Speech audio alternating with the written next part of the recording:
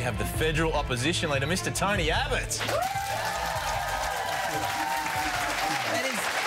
Tony, it's fantastic to have you here. We really are. We're very pleased you're here. So, you especially. I am, because you have started on the show many times.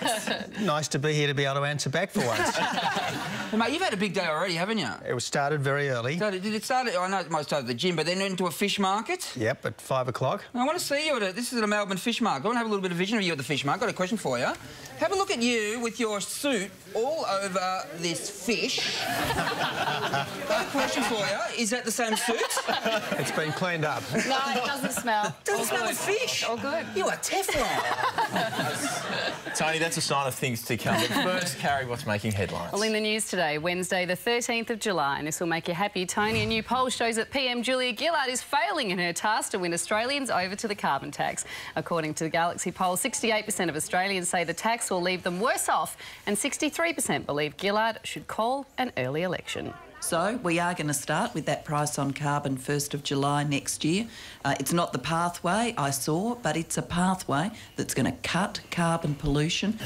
She's not going to have an early election, is she, Tony? She doesn't want to have one. Yeah, but she should give people a say. Yeah, but the problem is you're too popular now. I'm working on that. No, it could change. I've got an example of how popular... It must be starting to freak you out how popular you are. I'm not used to it, believe me. Well, I can't even say the word. But here's an example of it from a worker. I think of you every morning when I get up at 6 o'clock. I think old Tony's riding a bike and I'm having a shower. How do you answer that? Look, thank God not many people think of me at 6 o'clock in the morning. They just got to learn to gossip more with the mums. It's father scripts, is that what it is? Yeah. Yeah, but we're not good at small talk, so we just sit around all day and stare at each other. Did you ever be a stay-at-home dad? Look, Carrie, I tried it. For 2 days after our middle daughter was born, I was at home with Lulu, and it was so tough, I had to ring up my parents to get them to come down and look after her. At least you're being honest. Yeah, no, it's true. I mean, it is a really tough job. Looking after kids is really tough, and, you know, dads who do it know how women have felt for generations. And the problem is when mums get home, they have 2 messes to clean up, the kids' mess and dad's mess. They've got an extra child to look after once dad gets home. I mean, it's just not right. Yeah, you've solved the problem, though, because you bring your children with you. Did your daughters come with you to the fish market this morning? They did. Yeah, and that also can get odd. Well, let's have a look at some of the vision from the fish market. And one particular worker loves you. This is you. You've got dirty hands. Use that. Use that? Straight on there, doesn't matter. Here we go. There you go. No worries. Thanks, fellas. Just chuck it on. No, done. This man's never going to wash his pants again. Yeah, but when my rather attractive 18-year-old daughter got her hands bloody, he then wanted her to wipe her hands on his pants. You said no. Look, you know, she's out big enough to... Well, the PM has been out. She's been selling the carbon price. One man has put everything on the line to save Australia from what he says is just a great big tax.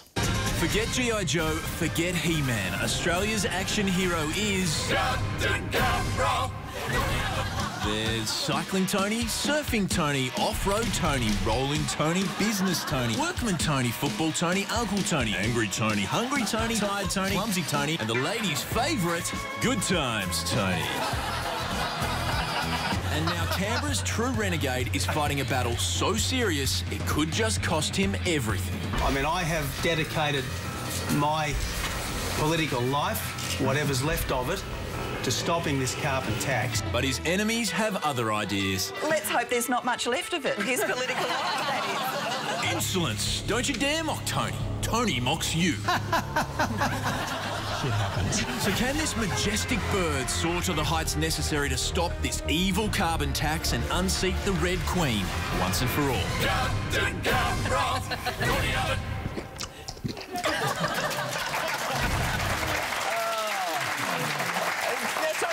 Let's get real. You know, if this doesn't work out, you can't leave. You're far too popular now. Well, as I said, things go up, so I don't count on anything, Andrew. I really don't. But do you keep an eye on the polls? Be honest with us. I know that's a bit of a party line. Do you watch them? Do you like seeing them when they're so high? Look, the truth is every politician is obsessive about the polls, but we don't like talking about them. And you have put your career on the line for this. You've said this. But if this carbon tax does get through, okay, you're going to have to give up your job to Joe Hockey. We have him on the show all the time. He's definitely gunning for your job. Look, Joe's doing a fantastic job, a really good job, and who knows what the future holds. We love Joe, mate, but he's not as funny as you. All right? So, Really? he's very witty, but you're a natural. Oh, you know? come on. Do you know when you're at the You're fish... pulling my leg. You're not being honest, mate. I mean, you know... seriously am, though. Do you know when you're at the fish market and you're on the work sites, do you know that you're being funny? Do you think, oh, this will be good? That's the trouble. My humour is unintentional most of it. You are at the fish markets often. Are you getting free fish or something? Well, look, I had oysters for breakfast this morning. Now, Tony, two-thirds of economists, they're backing Julia Gillard. They're saying that there's some economic sense to this carbon tax. Do you have anything to say about that? Well, look, you know, I respect economists, but economists aren't infallible. You know, economists have said a lot of things over the years about the stimulus package and things like that. A lot of them got it wrong then. They make mistakes like the rest of us. Well, it looks like the public, the majority of the public are on your side with this one, and Julia Gillard is out there at the moment along with you, and I think she has to get out there because you get out there. You force her out there, basically. Yep. And She even went to a steel mill yesterday. Did she? She did, yeah. How'd she look in her hard hat? Well, still needs to get a bit of dirt on her cheeks, I think. All right, now, but you know what? She's having a tough time. She's at a shopping centre today in Brisbane, and she got accosted. I said I'd just like to ask one. Sure. Why did you lie to us? Right. Well, I can talk to you about. And why are you continuing talking? And a few months later, it's all coming out. Excuse me. Now, it's pretty tough, though, when you've got people like that. I mean, that woman wasn't happy with anyone on the day. Will you vote for Julia Gillard at the next election? Well, I wouldn't think so after what I've said, would you? You know? That's a silly question. How do you go when you obviously get some people having a go at you out on the streets? Well, I'm not allowed to say that's a silly question. I mean, I've had a few, but I'm not allowed to say that. And look, it's a tough game, politics, and the Australian people are tough judges, but they ought to be tough judges because they expect people to perform and they don't expect to be fibbed to, and that was the problem that lady was raising with the Prime Minister. Yeah. I was just going to say, when you get attacked, though, do your kids get upset? Like, do you worry how your kids feel when they read all the stuff about you? Well, look, you know, my kids have grown up with it, Carrie, and so they're used to it. I mean, I think it's actually harder for your spouse than it is for the kids because Margie grew up in a household that was mercifully politics-free. Now she's in a sort of a very political zone, and it's tough. It's tough. I tell you what, the working men love you at the moment, don't they? I mean, how have they connected with you? Because you're a Rhodes Scholar, you've got a law degree. I mean, you're a very intelligent man. Well, that's nice of you to say that. But the people who are doing, like, you know, manual labour... Yeah, but the workers of Australia are pretty smart too. I mean, I used to manage a batching plant for Pioneer Concrete, and the funniest stories and the best times used to be in the crib room after work, and I didn't tell the jokes, they told the jokes. Now, one of the criticisms you're getting, you are getting popular with the working man, but a lot of people are saying that, Tony, it's all about you just saying no. Do you ever get sick of saying no? Look, I'll keep saying no in a good cause, mate. I mean, you know, if the government does something right, I'll say yes, but so far they haven't, so I say no. You will say it very quietly, though, I imagine. But you're in election mode, you are. You're definitely in election mode, aren't you? Yep, you are. The only problem is that there won't be an election at the end of this carbon tax campaign, and there should be. Well, that's fair enough. I mean, when John Howard did the GST, he made the announcement. There was about a month of argy-bargy, and then he went to an election. That is true. You're right there. Yeah, that was good. That was good. Oh, you guys have agreed on something. He did do that. But you know what? You're great at electioneering because you're just fantastic with metaphors. No matter where you are, you can turn the situation into your advantage. I've got a few examples here. Watch this. I better say that again in case they missed it. Don't believe Labor's spin. The carbon tax is going to shovel jobs offshore. I mean, you know, this is the whole point, Jeff, about a carbon tax. It'll bring down the shutters on the Australian steamers. And of course, the thing is that the Prime Minister wants to take an additional pound of flesh out of the family budget. That's what she wants to do, and a carbon tax is what she wants to do. That night. No Everyone's going to disagree with you with a knife in your hand. You could do some damage with that. Dave, Tour de France. Yes, Tour de France. Tony Abbott, you're a big fan of cycling, yeah? Yep. You want to see Cadel Evans win, don't you? I sure do. Yeah, I don't know if his girlfriend, though, I don't know about her support. This is vision from overnight. And does she really love Cadel? Watch this. Into a good position. He's sweaty. Deal with it. How does your wife deal when you've come home sweaty from cycling? She says, stay away from me. Some more news now, and sea ice in the Arctic is melting at a record pace, and scientists say that we could see an ice-free Arctic in the summer months within 30 years. Global warming has been melting Arctic sea ice for the past 30 years at a rate of about 3% per decade on average. Maybe we need a carbon tax, Tony. Handwriting is disappearing from some US schools, with education policymakers believing it's a redundant practice now that computers are part of our daily lives. They believe handwriting should be phased out and students taught typing instead of... Tony, maybe you could write your answer to Carrie's question.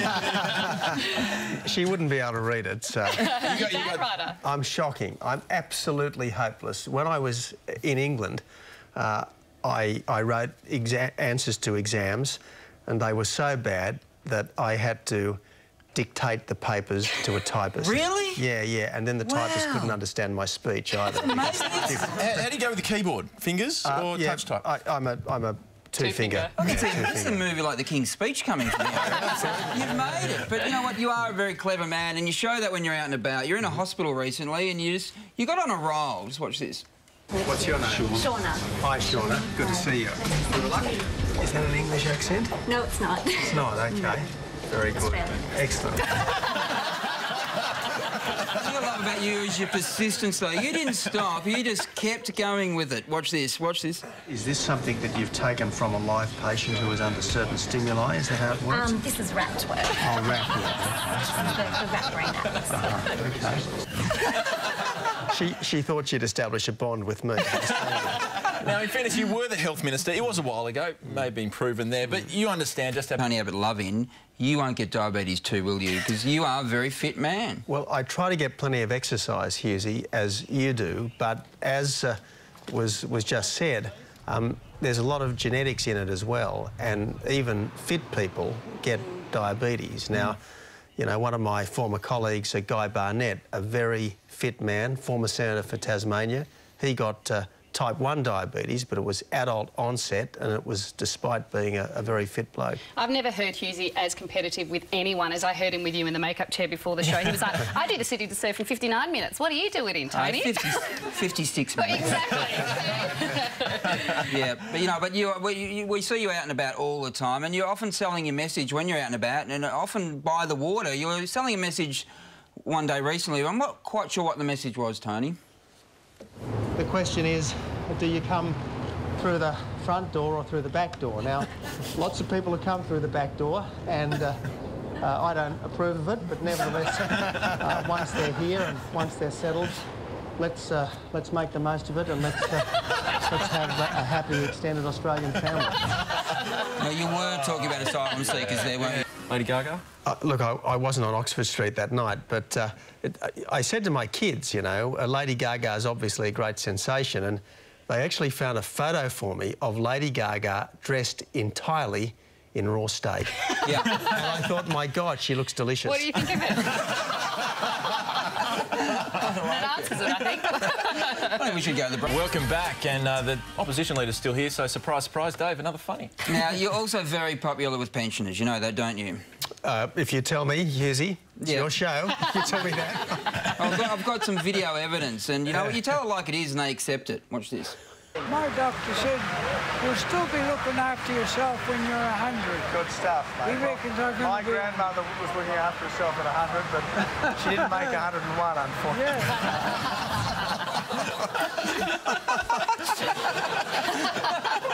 Now, pollies are sometimes accused of being lies. Never you, I'm sure, Tony. So it's interesting that the Australians... Polly Week on 7 p.m, we decided to find out who Australians thought was the more honest politician. Tony or Julia? Definitely Tony Abbott. Julia Gillard. Abbott. Julia Gillard. Tony Abbott. And the winner is... Captain Canberra, Tony Abbott. So are we really as honest as we think? And if so, will Hughesy finally admit he doesn't wear pants at the desk?